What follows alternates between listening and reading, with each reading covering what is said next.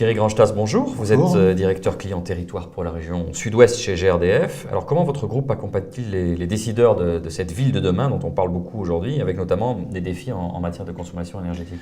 Oui, alors c'est vrai que nous sommes un distributeur historique et c'est vrai que nous sommes assez très proches des projets territoriaux. Si on reprend un peu l'histoire, finalement, c'est au moment où on a discuté sur la loi de transition énergétique qui a été lancée, où on a vu beaucoup d'associations, de collectivités locales réfléchir à cette problématique. Et GRDF a voulu s'y associer, pas tant pour proposer, mais plus pour écouter, avec une volonté d'accompagnement véritablement de ces projets. Et très vite, on a vu qu'il y avait des sujets dans lesquels on pouvait être acteur, non pas forcément en tant qu'investisseur, mais plutôt acteur en tant que partenaire, capacité à fédérer certains projets. Si on reprend les thèmes sur lesquels on est présent, d'abord on a acquis une conviction, c'est que le gaz naturel est l'énergie, et peut-être même l'énergie de la transition énergétique. Et quand on dit ça, on a bien conscience de la nécessaire décarbonisation du gaz. Et aussitôt, avec les collectivités locales, on a regardé comment on pouvait avoir des vrais projets territoriaux sur ce sujet. J'en prendrai un sur Toulouse Métropole qu'on a signé il n'y a pas très longtemps avec M. Houdinck.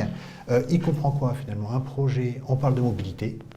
ICO a toujours été acteur sur le GNV, en particulier avec les bus au GNV. Oui, on précise que c'est donc du bus fonctionnant au gaz naturel.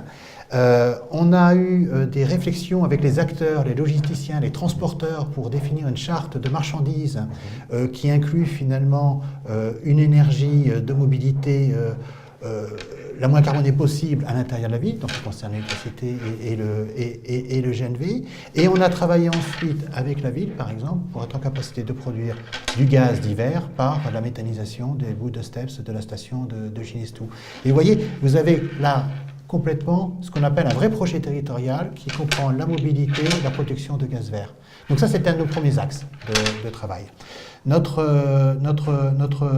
deuxième axe de travail, c'est de regarder, là on est peut-être un peu plus dans le monde rural, mais toujours sur des projets territoriaux, comment finalement cette ressource naturelle que sont les déchets verts peuvent être transformés en ressources énergétiques, valorisées par de la méthanisation, la méthanisation, mais c'est quand même le sujet d'actualité et comment on peut injecter ça sur nos réseaux pour pouvoir desservir là aussi des territoires, peut-être des territoires parfois plus ruraux, mais c'est quand même un enjeu.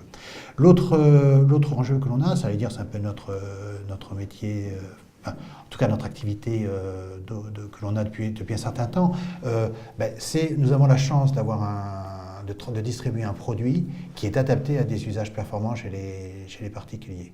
En particulier, les usages de chaudière gaz couplés à des ENR type photovoltaïque ou autres sont tout à fait adaptés à l'usage chez les particuliers. Moi, là aussi, je donnerai aussi quelques éléments, mais quand on voit la consommation d'un appartement il y a 15 ans et la consommation actuelle d'un appartement, il a peut-être diminué par 3. Au jour d'aujourd'hui, la consommation de l'énergie majoritaire n'est plus le chauffage et l'eau chaude, ce sont les produits électroniques et les appareils électroménagers. Voilà. C'est presque un changement de paradigme. Et vous l'avez accompagné. Et on accompagne complètement ça dans nos projets. Pour mettre de l'intelligence dans les réseaux, pas de smart city sans capteur, sans smart grid, sans Internet des objets, ou alors pour vous ce sont que des outils, et l'outil ne vaut que par l'usage qu'on va en faire, par la valeur ajoutée qu'on va lui donner.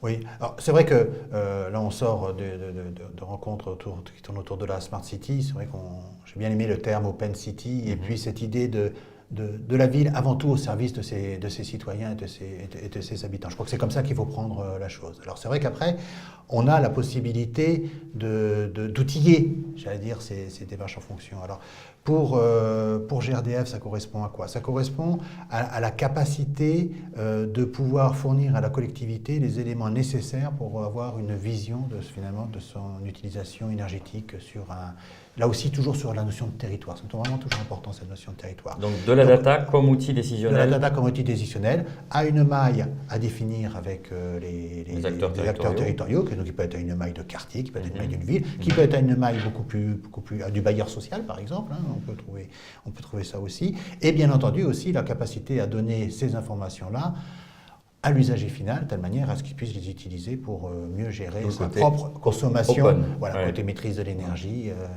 Donc là-dessus, c'est vrai que nous allons lancer notre projet de compteur communicant qui devrait démarrer au mois de mai sur Toulouse Métropole par la pose de ces premiers compteurs. Donc ça, c'est une première particularité. Le nom de code. Alors, le nom de code, on dit Caspar, mais enfin, on fait un projet compteur communicant qui est Non, mais c'est bien, plus c'est large. facile à retenir. Voilà, oui, C'est pour le côté voilà, communication. le côté un peu fun du chose.